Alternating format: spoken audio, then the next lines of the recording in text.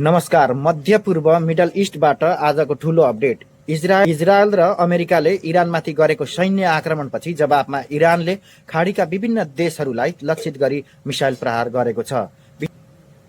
विशेष गरी Qatar, UAE र कुवेतमा रहेका नेपालीहरू अहिले निकै चिन्तित देखिएका छन्। आज कतारको राजधानी दोहा सहित विभिन्न ठाउँमा मिसाइल खसेको र ठूला विस्फोटका आवाजहरू सुनिएको छ। कतारी रक्षा मन्त्रालयका अनुसार इरानले प्रहार गरेका मिसाइलहरूलाई कतारले एयर डिफेन्स सिस्टमले आकाशमै नष्ट गरिदिएको छ, जसका कारण कतारमा अहिलेसम्म कुनै गम्भीर मानवीय क्षतिको विवरण आएको छैन। तर सुरक्षा संवेदनशीलतालाई ध्यानमा राख्दै कतारले आफ्नो हवाई क्षेत्र पूर्ण रूपमा बन्द गरेको छ। खाडी क्षेत्रमा करिब 19 लाख नेपालीहरू कार्यरत छन्। नेपाल सरकार र परराष्ट्र मन्त्रालयले यसबारे गम्भीर चासो देखाउँदै दोहा, अबुधाबी र तेल अभिवमा रहेका नेपाली दूतावासहरूलाई हाई अलर्टमा राखेको छ। सरकारले सबै नेपालीहरूलाई नआत्तिन आफ्नो कोठाभित्रै सुरक्षित रहन र स्थानीय प्रशासनले दिएको निर्देशन कडाइका साथ पालना गर्न अपील गरेको छ।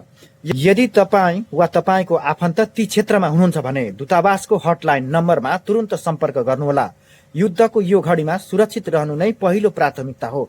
हवस् त, नमस्कार।